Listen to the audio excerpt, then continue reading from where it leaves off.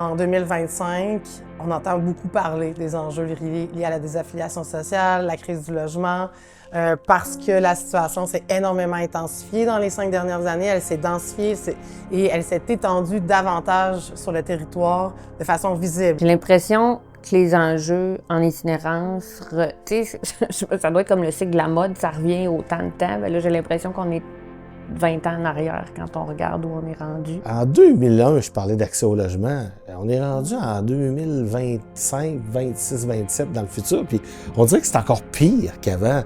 Présentement, la situation d'itinérance, c'est du jamais vu. Là. Ça fait 15 ans que j'étais à Hawaï, puis j'ai jamais vu autant de détresse, autant que ce soit dans le centre-ville, mais même chez les femmes. Là, je veux dire, moi, quand j'étais arrivée en 2011, on refusait 300 femmes par année. Là, on en refuse 5000.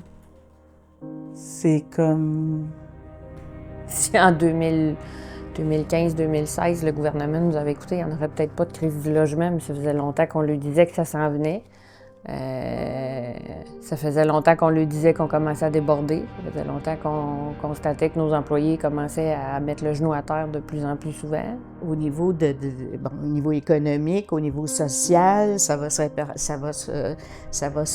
détériorer. Donc, c'est officiel qu'on va avoir de plus en plus de personnes qui vont cogner aux portes des organismes. Puis les organismes vont avoir affaire à des...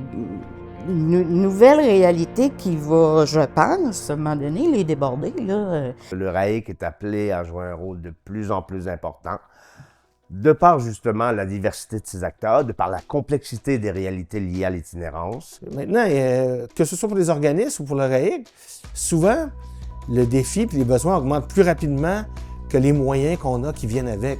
Moi, si j'avais un souhait pour le RAIC dans les prochaines années, ce serait d'avoir les moyens de ses ambitions. Un regroupement régional d'une région de l'ampleur de Québec dans un contexte de crise sociale et de crise du logement actuellement demande une équipe beaucoup plus nombreuse que celle qu'ils ont l'occasion d'avoir en ce moment. Tu sais, c'est pas normal qu'à 2-3 personnes, 3,5 des fois, on soutient 50 organismes, 10, 15, 20 000 personnes en bout de ligne sont soutenues par ces organismes-là avec si peu de gens, si peu de moyens. Pour moi, c'est à la fois une réussite parce que ça tient du miracle, mais à la fois un désastre parce qu'on aurait besoin de soutenir davantage ces regroupements comme le RAIC. Ce que je souhaite au RAIC, c'est de continuer à évoluer avec ses membres, parce que c'est ça le plus important. Je pense que le milieu communautaire en itinérance doit continuer à consolider ses outils. Pour moi, un regroupement, c'est un outil. Fait que même quand ça va mal dans l'outil, il faut le garder. Parce qu'à un moment donné, il peut servir. Il faut que chacun des membres soutienne notre regroupement pour voir que plus lui, il est fort, plus c'est nous qui sommes forts. Et plus on est fort, bien, plus on peut passer à travers ces grandes périodes de noirceur-là qui sont à nos portes.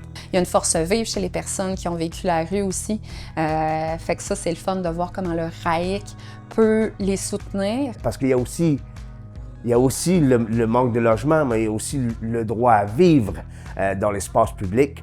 Et ça aussi, en situation de crise, c'est quelque chose qu'on met un peu sous la table parce qu'on a besoin de répondre à des besoins urgents. Mais je pense que le RAIC peut aussi nous rappeler ça, que c'est aussi un aspect important dont il faut tenir compte. On est tous des citoyens.